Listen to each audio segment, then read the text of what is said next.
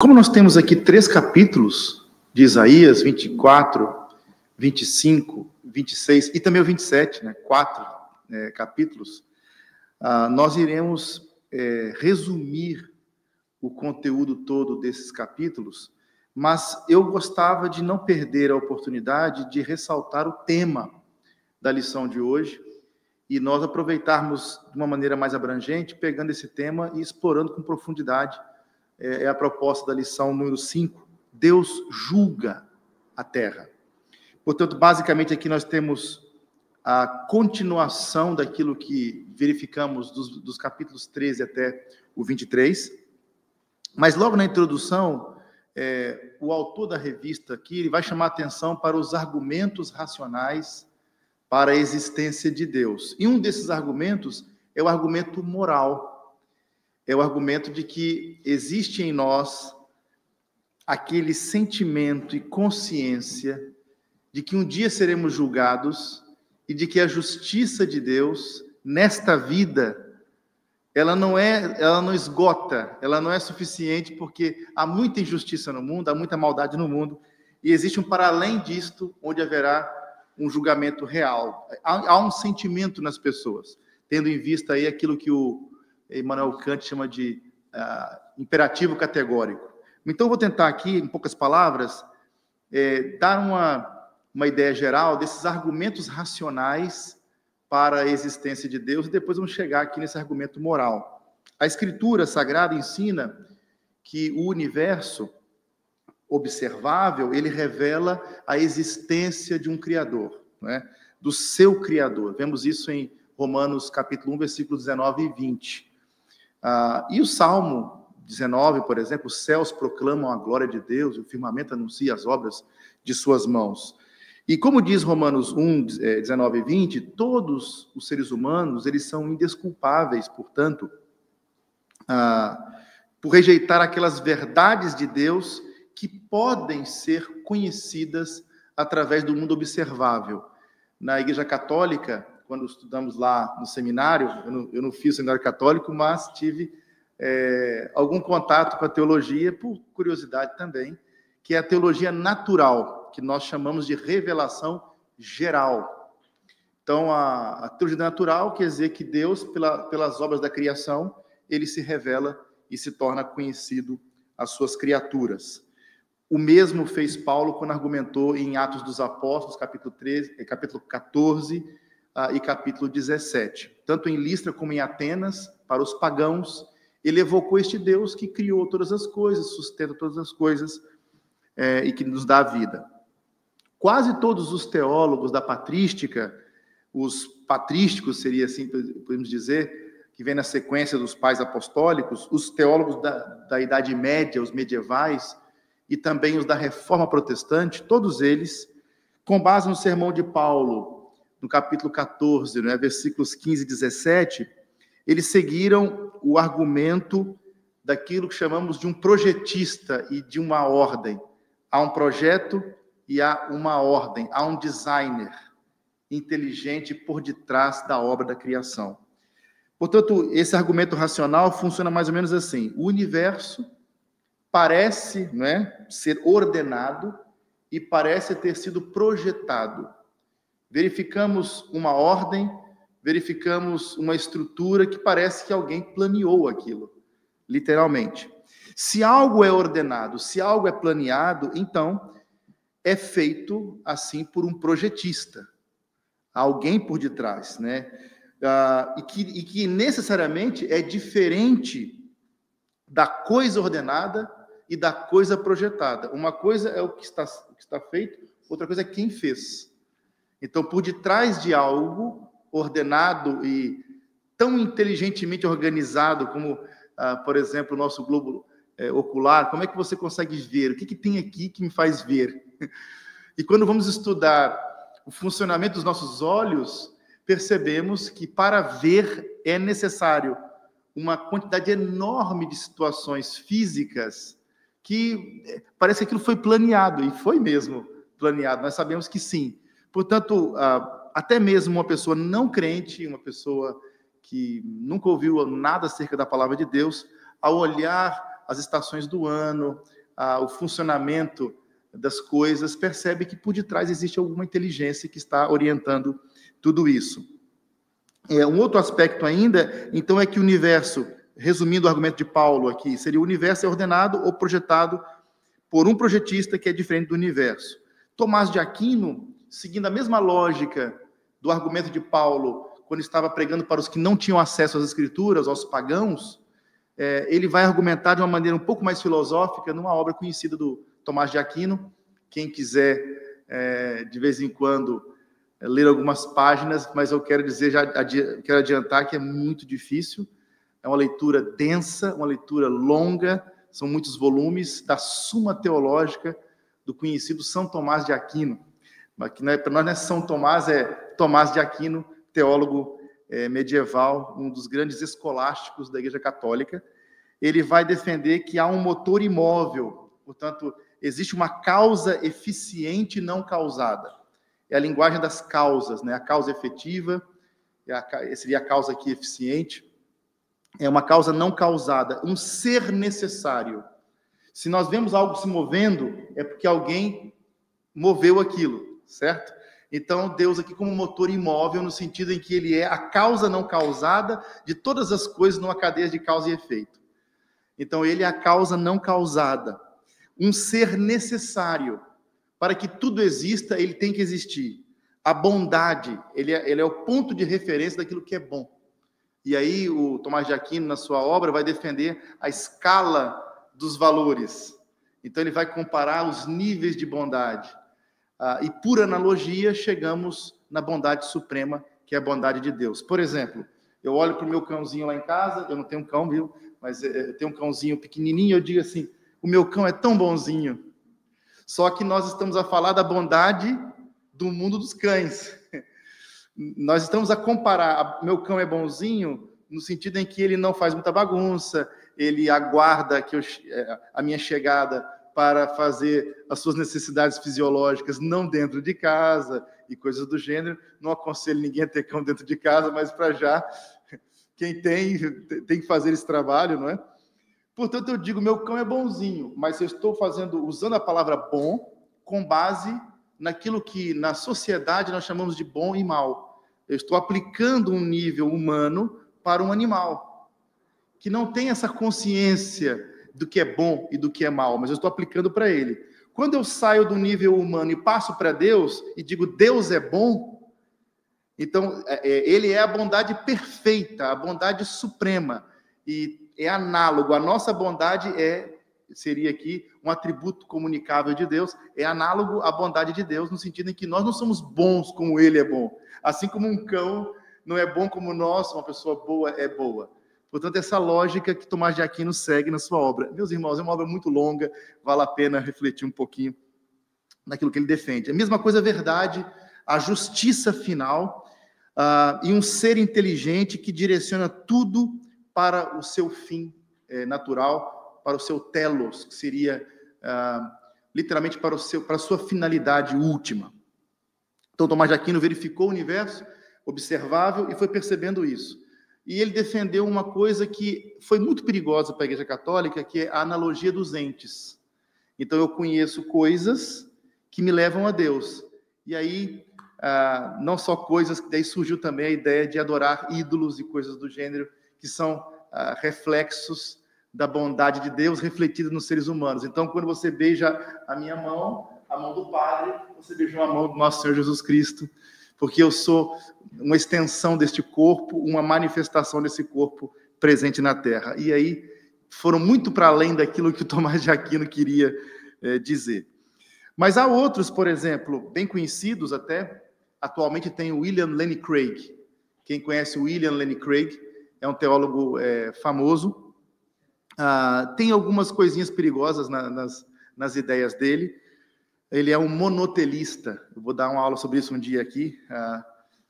Mas ele defende que qualquer coisa que comece a existir tem uma causa diferente de si mesma. Então, ele vai argumentar o argumento cosmológico de Kalam, que é o mesmo argumento que os muçulmanos usam para defender a existência de um Deus. Portanto, qualquer coisa que comece a existir tem uma causa diferente de si mesma. O universo começou a existir. Portanto, o universo existe, ele começou a existir. Portanto, o universo tem uma causa diferente de si mesma. Por que algo existe ao invés do nada?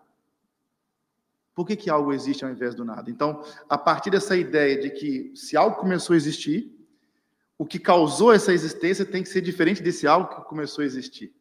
Né? E aí vai para o motor imóvel lá do Tomás de Aquino, o Deus que tem existência em si mesmo. E um desses argumentos é o argumento moral, que afirma a existência de Deus como legislador e juiz onisciente e onipotente, a quem todos vão prestar contas um dia.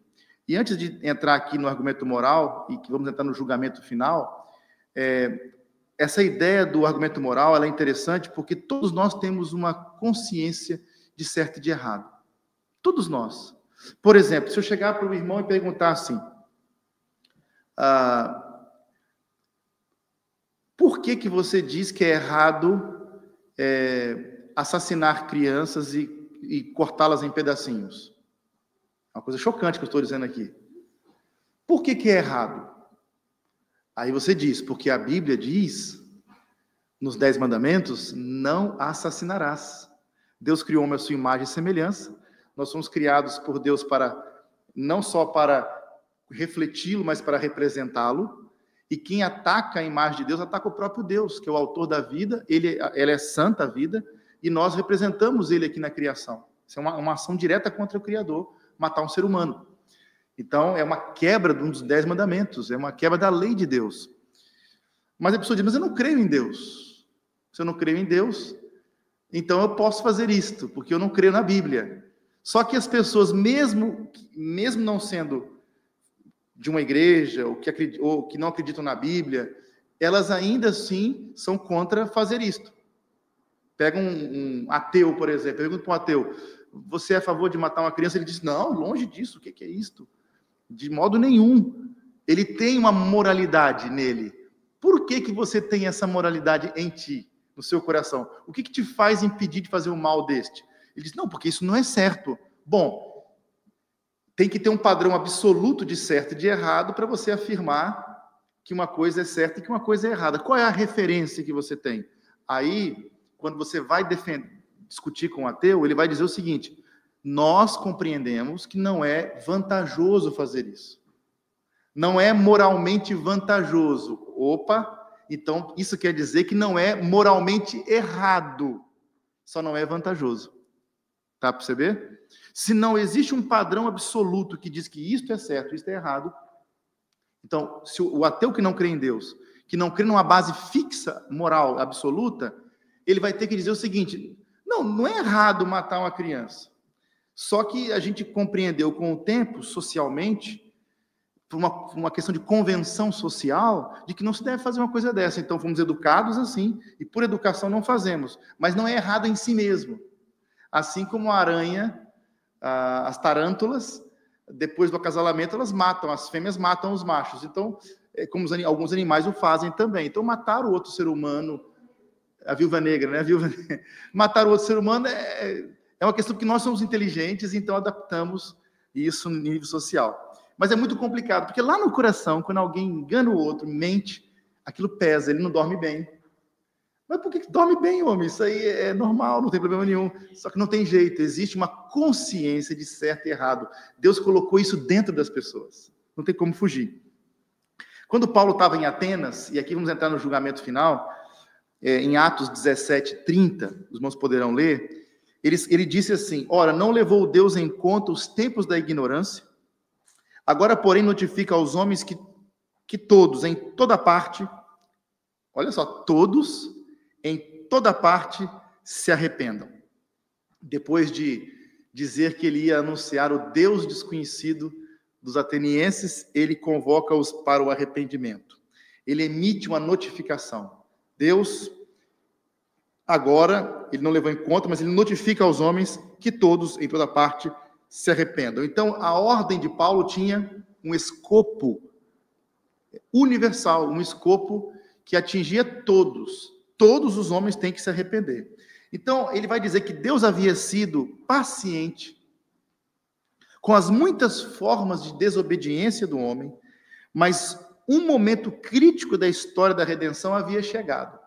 Portanto, agora chegou o momento crítico da história da redenção. Ele pacientemente tolerou a vossa desobediência, mas agora existe uma necessidade urgente, é que se arrependam dos vossos pecados. Porque ele vai na sequência dizer, versículo 31, porque estabeleceu um dia em que há de julgar o mundo com justiça, por meio de um varão que destinou e acreditou diante de todos, ressuscitando dentre os mortos.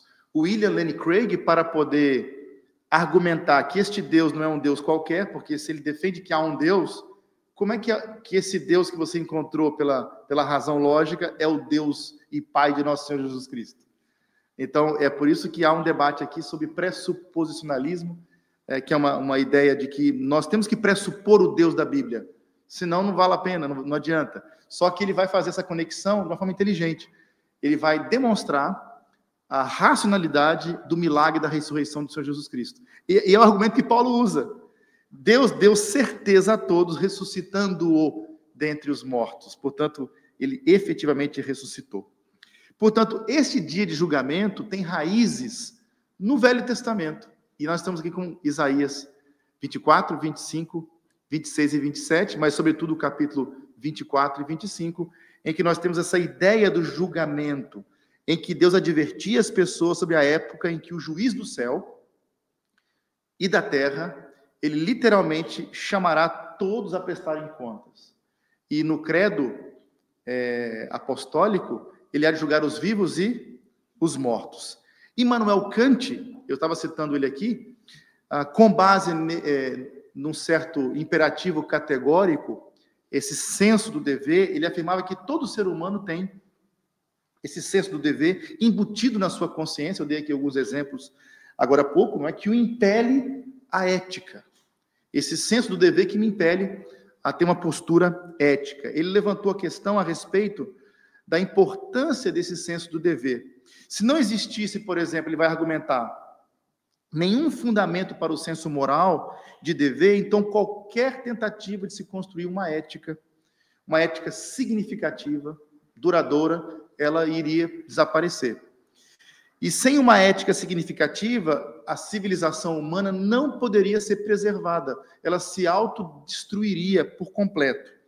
Então, para que este senso de certo e errado tenha significado, o Immanuel Kant ele disse que precisa haver justiça, que para essa falta de ética. Por outras palavras, a justiça ela tem de ser recompensada quando você faz o certo, e ela tem que ser também punida quando se tem impiedade, quando se faz o errado.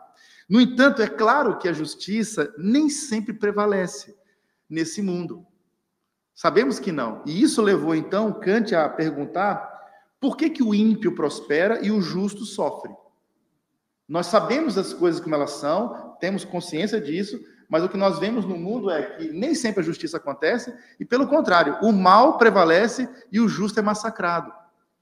Então, o Kant, ele teve esse momento de crise e reflexão filosófica, e ele concluiu que porque a justiça não ocorre nesta vida, ela não ocorre nesta vida, tem de haver algum tipo de sobrevivência para além do sepulcro, para que a justiça seja administrada.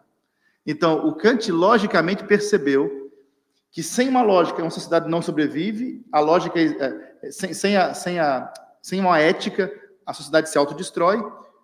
Esse padrão comportamental existe, todo mundo sabe que tem que fazer isso, esse senso é universal, todo mundo sabe, então tem que haver um para além disto, para que as injustiças desse mundo sejam definitivamente solucionadas.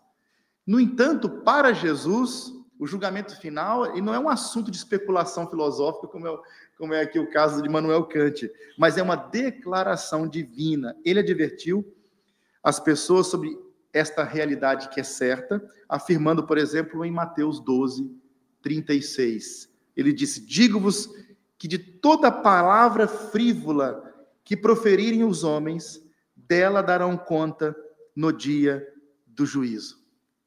E isto nos traz à memória o profeta Isaías, Mateus 12, 36.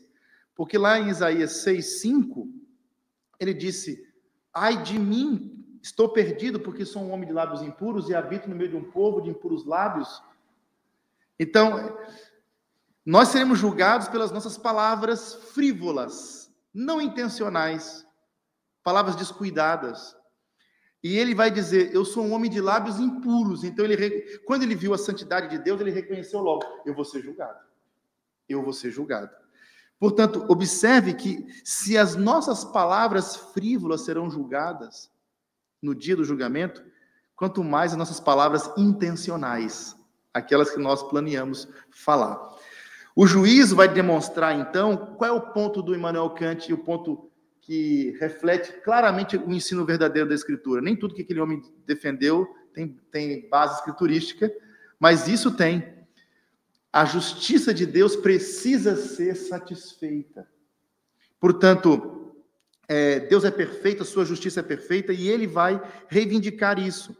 Portanto, num mundo de pecadores, em que Deus permitiu, como está em Atos 14:16, que todos os povos andassem seus próprios caminhos, ele tolerou isso, não é de admirar, portanto, que a impiedade seja desmedida nesse mundo, que haja dúvidas sobre se Deus, sendo soberano, pode ser justo, ou, sendo justo, se ele pode ser soberano. Como é que pode ser as duas coisas? Ele tem poder para resolver e não resolve.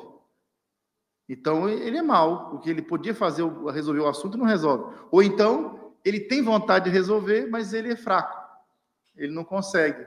Satanás chega primeiro e acerta a situação e não tem solução. Então, esse é o dilema que nós vivemos nesse período da longanimidade de Deus, que Paulo vai dizer em Atos 14:16. Mas para Deus, julgar, não é sua glória, a justiça, né? Julgar com justiça é a sua glória. E, ao mesmo tempo, o juízo final será a sua autodefesa contra toda suspeita de que ele deixou de se preocupar com a justiça. Vemos muitos salmos nesse sentido, Salmo 50 e tantos outros. Ou seja, a gente olha para o mundo de caos e pensa, vai ficar assim? Não vai ter solução? Não vai resolver? Quer dizer, então, que o Putin vai continuar matando todo mundo e o outro também vai matar e está tudo assim? É assim que funciona? E vemos nos salmos alguns lamentos, tendo em vista todo este caos e violência que há neste mundo. Mas um dia ele vai vindicar a sua justiça. E aqui o autor da revista, logo na introdução, ele fala, mas alguém enfatiza muito o amor de Deus. Muito bom, o amor de Deus é a sua longanimidade de não aplicar correndo a sua justiça, mas de nos dar tempo para nos arrependermos. Porque somente o arrependimento vai nos preparar para o juízo final. Porque aquele que está em Cristo, nenhuma condenação há para os que estão em Cristo Jesus. Então ele está, pela sua longanimidade, salvando as pessoas, oferecendo no Evangelho a salvação, e as pessoas se arrependendo dos seus pecados vão estar sendo libertas desta condenação final. Então Deus está exercendo graça e amor, misericórdia. Só que dizer que no dia do juízo final, Deus vai olhar para o rostinho ali vamos pensar aqui numa pessoa muito má mesmo, porque não sabemos quem foi para o céu e quem não vai, não temos como saber. Vou dar um exemplo aqui, o Hitler. O Hitler é uma pessoa boa? É bom ou mal? É um exemplo clássico aqui, depois da Segunda Guerra Mundial. Então, pega ali o Hitler. Aí Deus olha para o rostinho do Hitler e diz assim, você fez muita maldade, só que eu sou muito amoroso. Eu não consigo te mandar para o inferno. Então, vem para o céu comigo. Entra para o gozo do seu Senhor. O que o irmão acha? E a vítima está do lado do Hitler ali, olhando aquilo tudo. Quer dizer, não se converteu, não creu em Jesus, não se arrependeu, Cristo não pagou pelos pecados, nada, nada, nada. O sujeito vai para o céu direto, sem Jesus, sem nada. É impossível isso.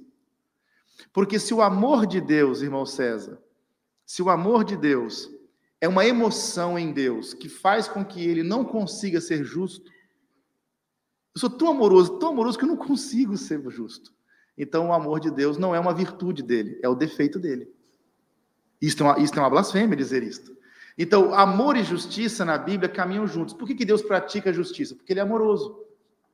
Todas as maldades que há nesse mundo e que eu estou sofrendo agora, que eu não entendo como é que isso continua, um dia Deus vai resolver tudo isso.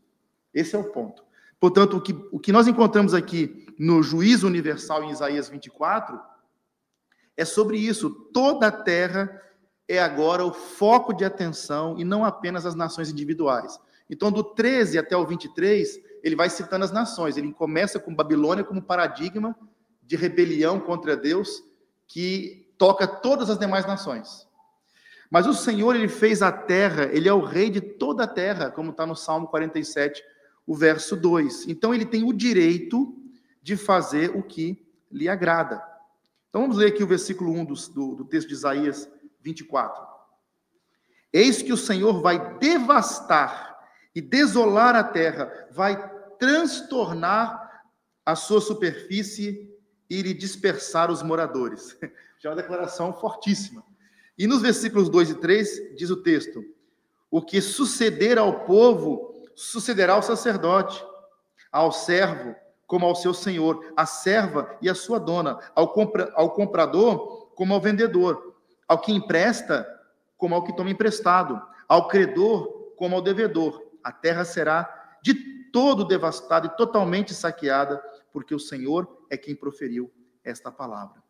Quando chegar o tempo do julgamento final, Deus não dará atenção ao status econômico das pessoas, ou ao status social das pessoas. É o senhor? É a serva? É o que tomou emprestado? É o que emprestou? Não importa. Vai toda a gente ser julgada naquele dia. E isso reflete o ensino de Jesus no Novo Testamento. Todos nós compareceremos diante de Deus para prestarmos conta das nossas vidas, cada um de nós. Portanto, note no versículo 7 ao 13, eu não vou ler todos os 3 capítulos convosco hoje, eu vou resumindo, vai ficar mais fácil assim, mas depois os irmãos poderão, com atenção, refletir sobre tudo isso, né? A festa aqui, o banquete, que vai dos versículos 7 ao 13, a festa alegre se tornará num funeral, ele vai dizer aqui. Então, no dia do julgamento é um dia de confrontação. Aqueles que tentarem escapar ficarão presos. Os versículos 17 e 18.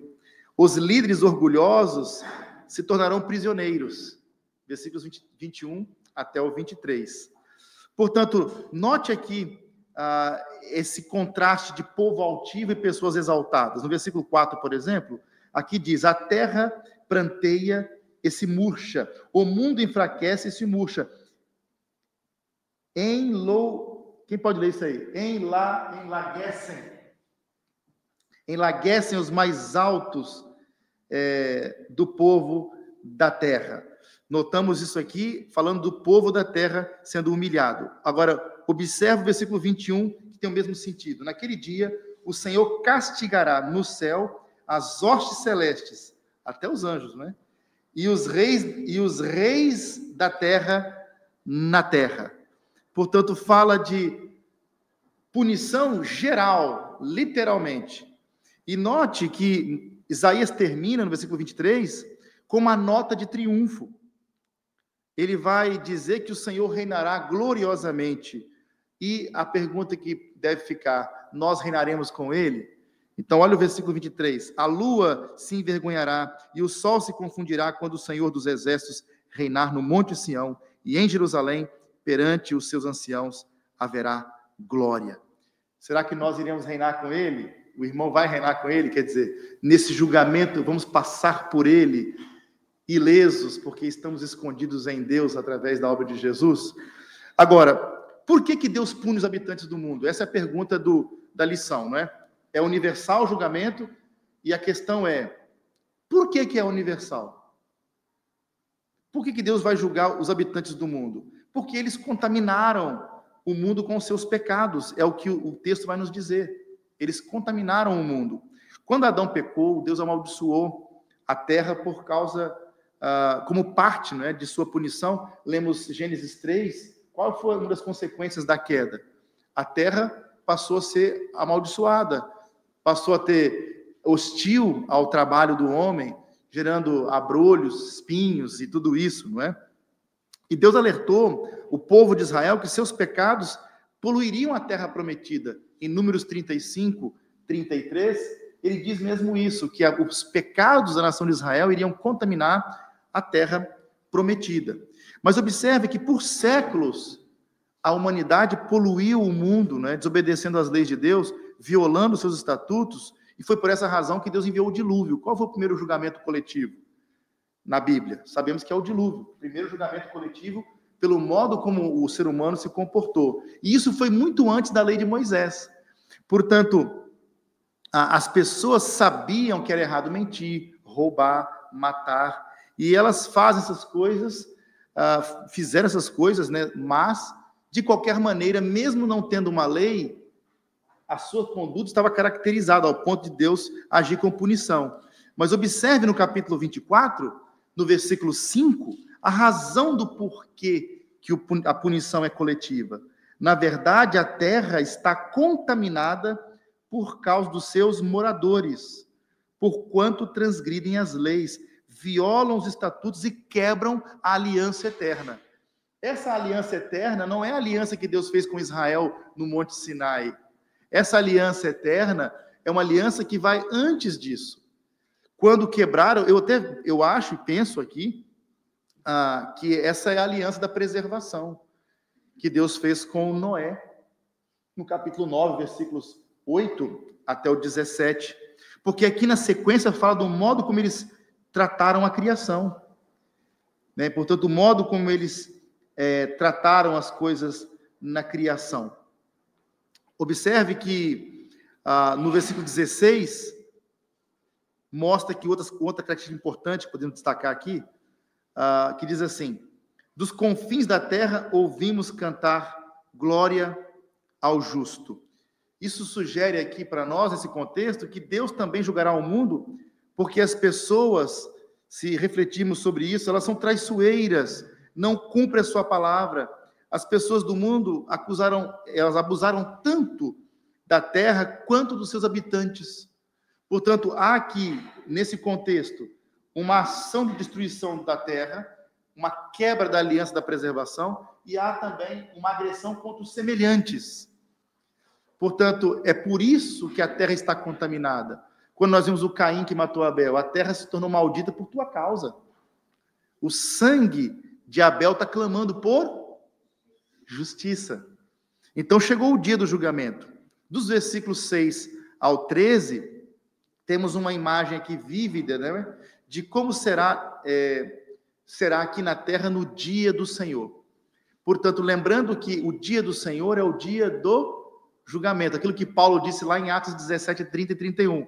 O dia em que com justiça há de julgar o mundo, né, por meio do varão que destinou, e disso deu certeza a todos, ressuscitando dentre os mortos. Portanto, dos 6 ao 13, temos um vislumbre do dia do Senhor. Em Israel, de acordo com o contexto, a colheita, né, que era geralmente um momento de muita alegria, no tempo das colheitas, Israel tem essa celebração das colheitas, não haveria alegria porque não haveria colheita. Não vai ter alegria nenhuma nesse dia porque não vai ter colheita. Os julgamentos de Deus, então, eles destruirão as colheitas, como também destruirão os trabalhadores que cultivam o solo. Esse é o ponto. Isso nos remete para Apocalipse 6:8, para a grande tribulação. O dia do Senhor, eu entendo que é um complexo de eventos que implicam em duas coisas, e o subtítulo da lição diz isso: tragédia para os rebeldes e alegria para os eleitos. Não é? Mas por causa dos escolhidos, se não fosse isso, até eles se perderiam. Ele abreviou aqueles dias. Ele abreviou os dias, mas serão dias de grande sofrimento, de grande tribulação, como nunca antes houve, como jamais haverá igual. Portanto, o ponto aqui é que o dia do Senhor é tanto de livramento do seu povo, quanto de punição para os ímpios. É um momento específico de julgamento e, ao mesmo tempo, de salvação para o seu povo. Como o versículo 13 nos mostra aqui, interessante, como o agricultor a colher a última azeitona e a última uva. Deus aqui, essa imagem, né, fará um trabalho completo de julgar os pecadores. Até o último ele vai pegar. Não vai ficar nenhum fora da sua punição. Então, o único canto, e aqui temos os cânticos aqui, tem o cântico do povo em resposta e tem o cântico de Deus. O capítulo 26, não é? Essa celebração, esse cântico, mas o 27 é o de Deus para o seu povo. Mas o único canto durante sua colheita, nos versículos 14 a 16, no tempo do juízo final, aliás, do dia do Senhor, não é juízo final, do dia do Senhor agora, será feito pelo remanescente que confiou em Deus.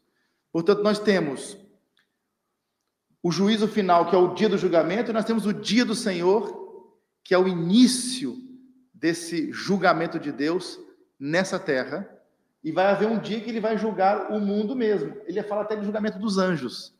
Isso ficaria para um outro dia, mas 1 Coríntios 6:3 fala que os anjos serão julgados, e até um demônio reconheceu isso, acho que é em Lucas 8. Jesus, tu vieste antes do tempo para me lançar no abismo, quer dizer, ele já tem noção de que vai ser julgado os próprios demônios. Eu acho que é Lucas capítulo 8, mas eu vou chegar lá, daqui a pouco eu vou confirmar. Mateus 8:29. Mateus 8:29, não é Lucas. Portanto, os próprios demônios tinham consciência disso, e há espíritos em cadeias e prisões, como está em Judas 6, aguardando o dia do julgamento. Bom, o profeta mudou de imagem dos versículos 17 ao 18, quando descreveu as tentativas fúteis de animais assustados de evitar as armadilhas dos caçadores. Quem já caçou, e eu não quero chocar os irmãos, eu sou de uma região do Brasil de caça, então nós saímos para caça armados para caçar animais. Então isso era cultural. Os irmãos, por favor, não me joguem no limbo por causa disso. Eu já fui muito maltratado por esse tipo de insinuação. E meu avô era caçador, nós caçávamos, aquilo era influência de família. Portanto, nós gostávamos de animais silvestres. Mas não era sair matando os animais porque tínhamos prazer. Só que agora... está no mesmo barco, né? Só que agora já é proibido por lei, tem uma série de animais que não se pode, e claro, nós cumprimos regras, seguimos as leis, mas uma capivara assada é uma delícia. Quer dizer, o povo gosta de comer, mas na hora de caçar não pode. Você não pode abusar e destruir a natureza, não é isso? Mas o ponto aqui, essa ideia da caça, o ponto é que não importa para onde os pecadores vão, eles não serão capazes de fugir. Vamos ler aqui um texto, eu vou pedir para alguém me ajude aí, Apocalipse 6, versículos 14 até o 17. Aqui é a cena dos pecadores tentando fugir como animais acuados, se esconder, não é? Então, Apocalipse 6, versículo 15 ao 17, reflete muito Isaías 24, 17 ao 18. Quem encontrou Apocalipse 6, 15 ao 17, por favor, eu vou pedir para que faça a leitura.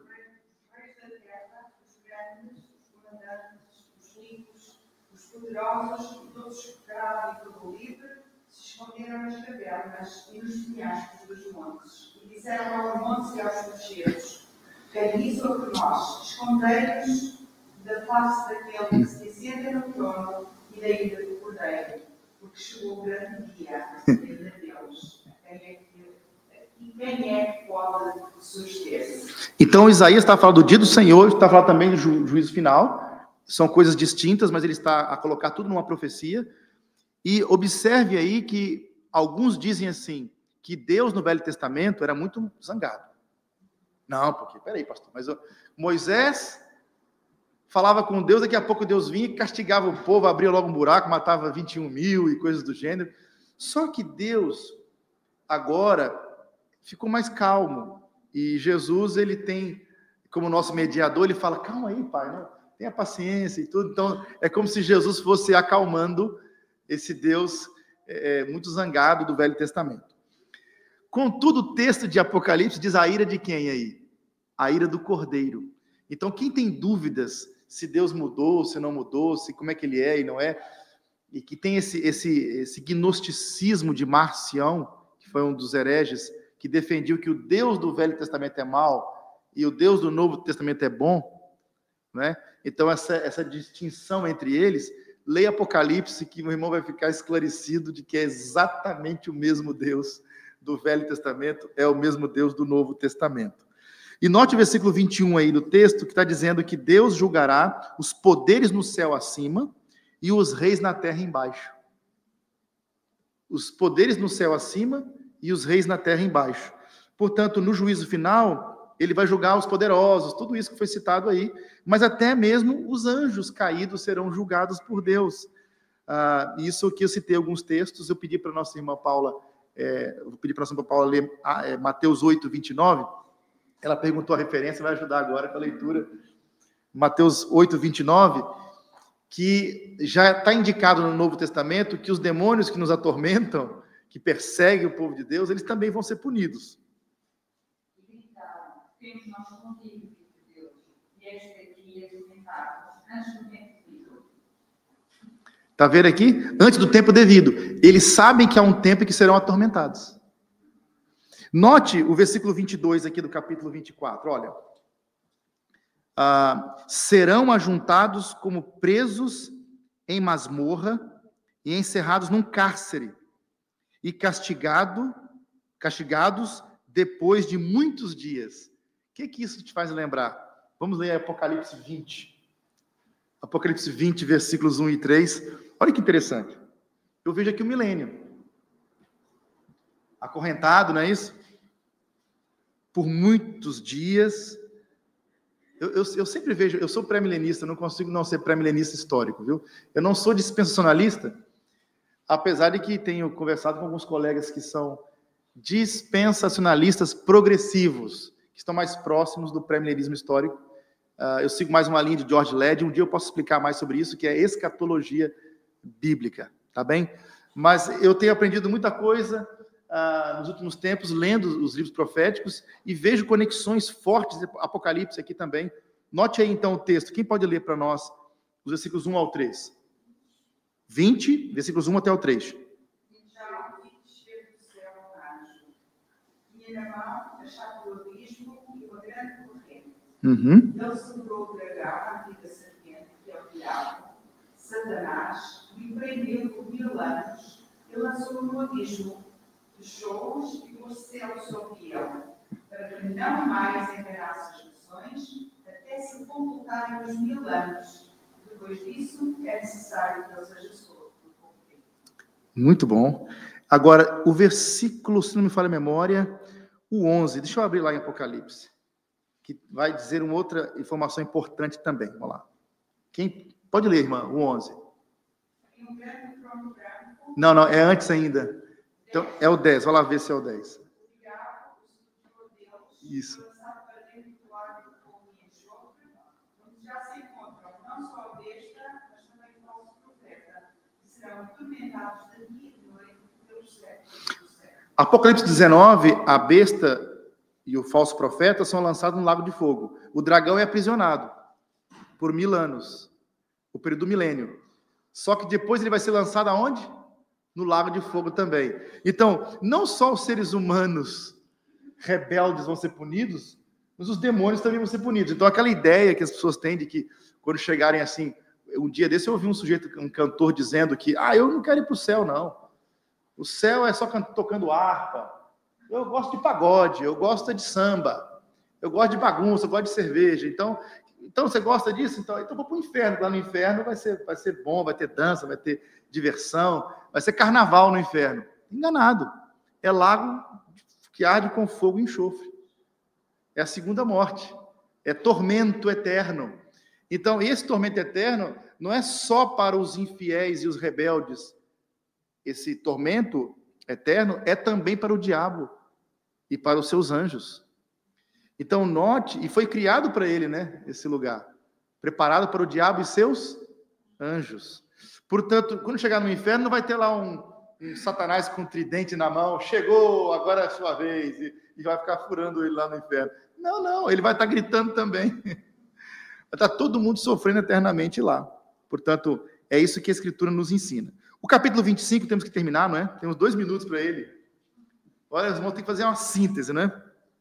O profeta dirige-se agora a Deus, porque Deus dirigiu-se ao povo, falando do juízo final. Mas agora ele vai se dirigir a Deus em vez de ao povo e vai louvar a Deus por quem ele é e por aquilo que ele fez. O capítulo 25 é um louvor a Deus, de Isaías. Então, o conhecimento de Isaías sobre a verdade de Deus não deixou orgulhoso, não deixou arrogante, mas humilhou-o.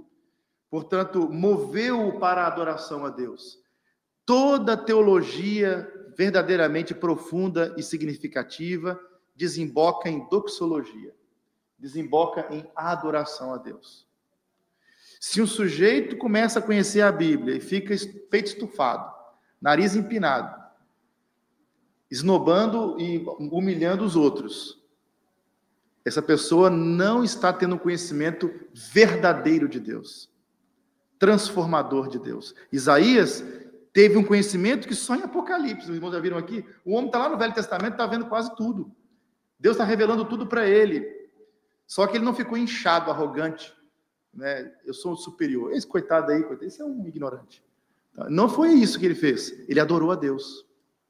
Eu estou a dizer isso porque tenho colegas, queridos, preciosos, que tiveram a oportunidade de estudar em bons seminários, tiveram a oportunidade de ter boa formação e ficaram muito vaidosos com a formação que receberam, e os que não receberam a mesma formação são maltratados. Eu confesso que existe hoje falta de critérios na seleção dos pastores. Eu não estou a dizer que essa falta de critérios tem a ver com maldade da igreja, mas não tem sido feito um trabalho sério de observar as qualificações morais e também intelectuais dos pastores. Estamos numa crise. E quem se oferece, está com muita vontade de servir, a gente... Estamos a precisar, põe lá, é o que tem, né? Vai. E os melhores? Os melhores vão ser doutores, vão ser médicos e outras coisas mais. E de pastor aí, qualquer um maluco serve. Isso é triste. Eu estou a dizer isto, que é um cenário terrível, não só em Portugal, no mundo inteiro. Não é fácil esse ministério. Só que quando alguém tem quando alguém tem a capacidade e a formação num contexto assim, pode ficar vaidoso, né, se comparando com os outros. Então, eu tenho acompanhado alguns casos assim, o que é lamentável, o que é muito triste. Portanto, é necessário formação teológica, é necessário qualificações, mas a humildade é uma das qualificações morais necessárias para o exercício do sagrado ministério. E finalizando, Deus é juiz, versículos 1 ao 3 e o 10 ao 12, irmão Tiago. A ênfase aqui é que Deus é juiz. A cidade aqui, que cidade é essa, né? Eu penso que, em última análise, é a Babilônia. Como eu expliquei da última vez, começa já no Velho Testamento, na terra de Sinar, com Nimrod querendo construir ali aquela ideia da Torre de Babel, aquela confusão, aquela tentativa de se opor a Deus, né? E assim como Jerusalém representa o contraste é Babilônia e Jerusalém, assim como Jerusalém é a cidade de Deus, Babilônia é a cidade dos homens. É o reino de Deus, é o reino dos homens. Já Agostinho de Hipona argumentava dessa forma, capítulo 14, 8, caiu a grande Babilônia, essa resistência e oposição contra Deus. No versículos 10 ao 12 tem Moabe, aparece Moabe aí. Note que aparece Moabe. Por que ele selecionou Moabe? Porque Moabe é um exemplo de como Deus vai humilhar os inimigos de Israel. Os moabitas, eles são comparados à palha pisoteada tão profundamente no esterco que o povo tem de nadar no esterco para sair. Essa é a lógica na tradução da NVI, vai nessa direção. Portanto, esse é o estado. Moabe era conhecido pelo seu orgulho. Se lermos o capítulo 16, 6, daquelas 10 nações punidas, Moabe era uma delas. No capítulo 16, versículo 6, Moabe é conhecido pelo seu orgulho. Portanto, Deus vai humilhar Moabe junto com as nações que se exaltam, que exploram os outros, que se recusam a submeter a Deus. Versículos 4 e 5 mostram que Deus é o nosso refúgio. Portanto, a tribulação é como uma tempestade, mas ele é como um refúgio.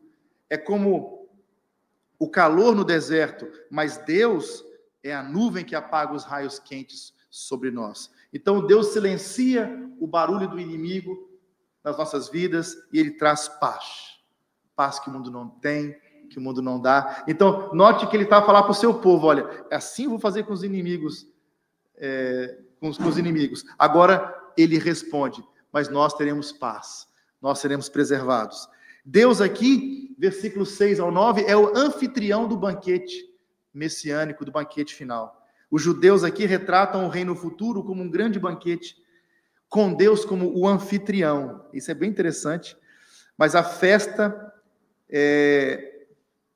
ela fará mais do que sustentar a vida, ela dará vida, pois a morte será destruída para sempre. Observe aqui os versículos 6 ao 9, que eu vou terminar. Por isso a maldição consome a terra, desculpa, é o capítulo 25, 6 ao 9. O Senhor dos Exércitos, ele dará neste monte a todos os povos um banquete de coisas gordurosas. Que bom, hein? Uma festa com vinhos velhos, vinho velho, pratos gordurosos, com tutanos e vinhos velhos bem classificados.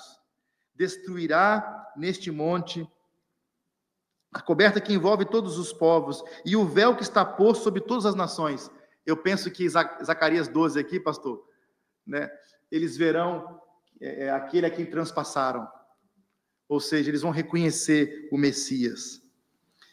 E o 8, tragará a morte para sempre, e assim enxugará o Senhor Deus as lágrimas de todos os rostos, e tirará de toda a terra o opróbrio, né, a vergonha do seu povo, porque o Senhor falou. Naquele dia se dirá: eis que este é o nosso Deus, em quem esperamos, e ele nos salvará.